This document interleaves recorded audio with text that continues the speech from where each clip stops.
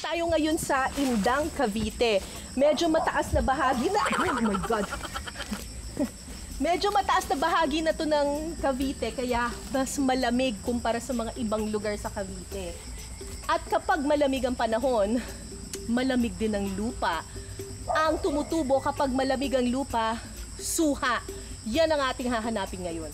Let's go! Bago marating ang mga puno ng suha, kailangan munang maglakad ng higit kumulang kalahating oras.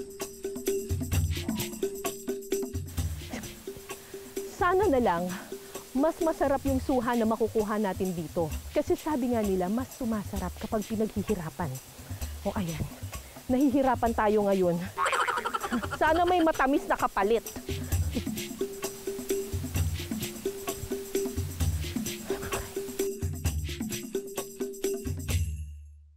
So itong puno na to ay punong-puno ng suha.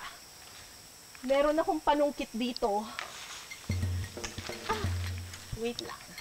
Kunin natin itong pinakamababa.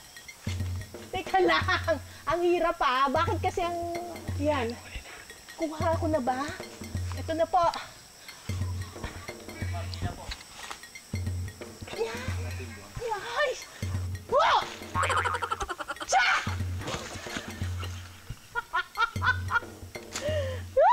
May nakuha ako.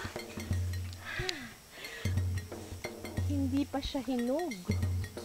Hilaw pa ata to. Hilaw to, no? Mali. Nasaan yung mga hinog? Oh, no. So, yung mga hinog, unfortunately, nandun sa taas. Marami na rin akong naakyat na mga puno pero first time ko umakyat sa puno ng suha. Hindi ako kasya. Sandali lang po. Wait lang. Saan pa akyat? Wait lang po! Hoya! Tapos? Ang puno na ito, nasa 20 feet ang taas. Hello? Nandito na ako. Hindi ba ito mabiyak ito? Ha? Gumagalaw! Okay, okay. Okay. Oh, Lord. Thank you, Lord. Okay. Stable na tayo ngayon. Stable na tayo ngayon. Medyo stable na tayo. Nanginginig yung tuhod ko lang.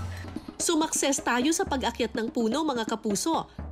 Pero simula pa lang yan ang challenge. Dahil ang next step, kailangan kong magbalanse habang nanunungkit ng suha. Oh my God! Ah!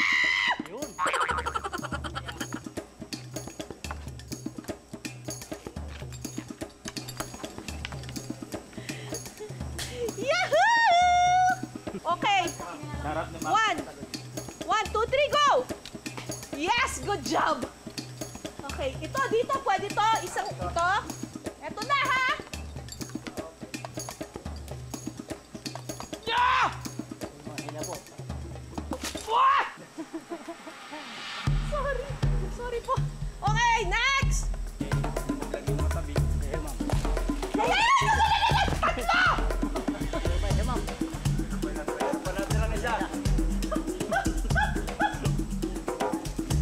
Okay, isa pa.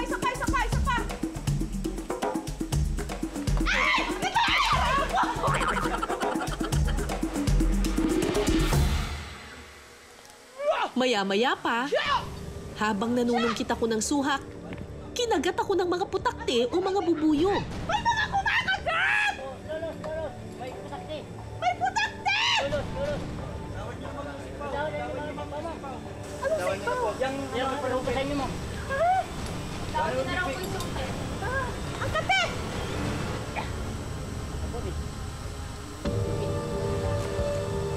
Bababa na ako! May mga ano ba? Dito ulit kayo, ma'am. Ang kate! Ayon sa mga kasama naming safety officer, wala naman daw masamang epekto ang kagat ng putakte bukod sa pangangati. Paano? Hindi po. Huwag po kayo. Kaya ba talaga ako nito? Kaya po. Kaya po. Nanginginig yung tuhod ko. Kinagat ako ng putakte. Nabugaw ko naman sila. Parang may putakti ata yung isang suha. Napakahirap. Ngayon, alam ko na kung bakit ang mahal ng suha. Ang hirap po kunin, ha? So, eto na ngayon yung ating nakuhang suha. Hopefully, matamis po siya.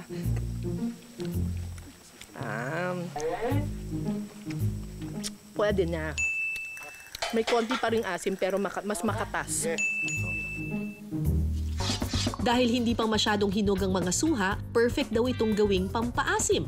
At ngayong maulan ng panahon, ano pa nga ba ang perfect iluto kundi sinigang? Sa isang kaldero, kailangan munang magpakulo ng tubig. Lalagyan din ito ng kamatis, sibuyas at luya. So ayun, kumulo na siya. Ilagay na natin yung bangos. Paano po ito? Isang buong suha bang gagamitin natin? Opo, isang buong suha.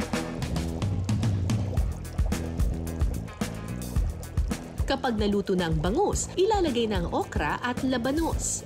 Tapos, lagyan na natin siya ng pampalasa. Ayan, asin. Tapos, pinch ng pepper. Sunod na ilalagay ang sitaw at saka pakukuluin sa loob ng 3 minuto. Kapag kumulo na, ilagay na ang talong at sili. Ilalagay na po natin yung kangkong. Mauna yung kangkong. Yeah. Talagang last na last yung pampaasim. Opo. Tapos, tsaka po natin ilalagay yung pang-asim. Ito na yung suha. Maya-maya pa, luto na ang sinigang na bangus sa suha.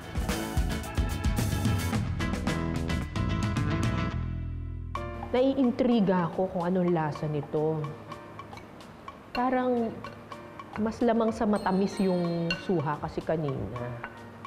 Tapos wala talaga siyang nilagay na anything na dagdag na pampaasim. Kasi di ba minsan, kunyari gagawa ng sinigang na strawberry, lalagyan pa rin nila ng kaunting sampalok, ganyan.